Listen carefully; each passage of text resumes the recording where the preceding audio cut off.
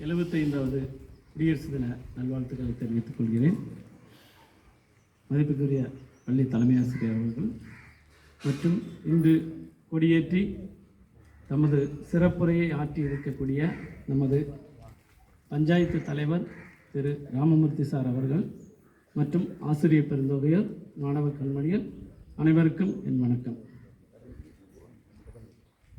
குடியரசு அப்படி என்றால் என்ன? குடியரசு அப்படின்னா என்ன? மக்களாட்சி. இந்த மக்களாட்சி வர்றதுக்கு முன்னாடி ஆங்கிலேயர்கிட்ட நமக்கு 200 வருஷம் அடிமைப்பட்டு கிடந்தோம். அந்த ஆங்கிலேயர் நம்ம நாட்டுக்குள்ளே வர்றதுக்கு முன்னாடி நம்ம நாட்டில் எல்லா பக்கமும் இருந்தது மன்னராட்சி. மன்னராட்சி ஆங்கிலேயர்கிட்ட ஆட்சியை போச்சு. அந்த ஆங்கிலேயர் ஆட்சிக்கிட்ட நம்ம இருந்து சுதந்திரம் வாங்கி இப்போ நம்ம மக்களாட்சி தத்துவத்தில் இருக்கோம்.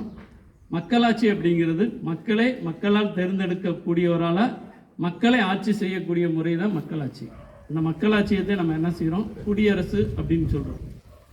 அதுக்கு டாக்டர் அண்ணல் அம்பேத்கர் அவர்கள் அரசியலமைப்பு சட்டத்தை ஒதுக்கி அந்த அரசியலமைப்பு சட்டத்தின் மூலமாக நமக்கு எல்லா ரூல்ஸையும் போட்டு வச்சுருக்காங்க.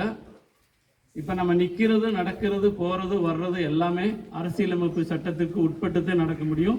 அந்த அரசியலமைப்பு சட்டத்தின் மூலமாக இயங்கக்கூடியது தான் நம்ம நாடு.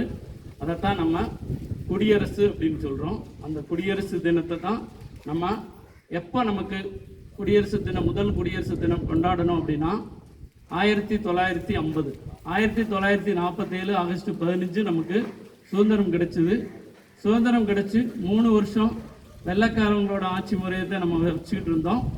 அப்போ நமக்குன்னு ஒரு புதிய ஒரு அரசியலமைப்பை உருவாக்கி 1950வது வருஷத்தில் புதிய குடியரசாக நம்ம உருவானோம். இன்னைக்கு நம்ம கொண்டாடக்கூடிய இந்த நாள் 75வது குடியரசு தின நன்னாள். இதில் நம்ம ஒரே ஒரு விஷயத்தை மட்டும் நம்ம உறுதிமொழி எடுத்துக்கணும், அதை ஃபாலோ பண்ணணும். என்ன அப்படின்னா, நான் இந்திய குடியரசில் குடியுரிமை பெற்ற குடிமகனாக இருக்கிறேன், குடிமகளாக இருக்கிறேன். நான் என்னோட அரசியலமைப்பு சட்டத்திற்கு கட்டுப்படுவேன் அப்படிங்கிற ஒரு உறுதிமொழி எப்பயுமே எடுக்கணும். ஏன்னா எல்லாத்துக்குமே ஒரு விஷயம் சொன்ன அப்படின்னா, உன்னோட சுதந்திரம் அடுத்தவன் மூக்கு வரைக்கும் தான், மூக்கை தொடுறது கிடையாது. உன்னோட சுதந்திரம் எப்படி இருக்கு அப்படின்னா, அடுத்தவன் மூக்கு வரைக்கும் தான் போக முடியும்னு வச்சு அவனோட மூக்கை தொட முடியாது. அப்படித்தான் நம்மளோட சுதந்திரம் இருக்கு. அந்த சுதந்திரத்தை நம்ம பேணி காமிக்கணும். அந்த சுதந்திரத்தை காக்கும் போது தான் எல்லாருக்கும் உரிமைகள் வழங்கப்பட்டதா அர்த்தம். நம்ம அடுத்த சுதந்திரத்துக்குள்ள நம்ம தலையிடுறதோ, நம்ம சுதந்திரத்தில் மற்றவன் தலையிடுறதோ கூடாது.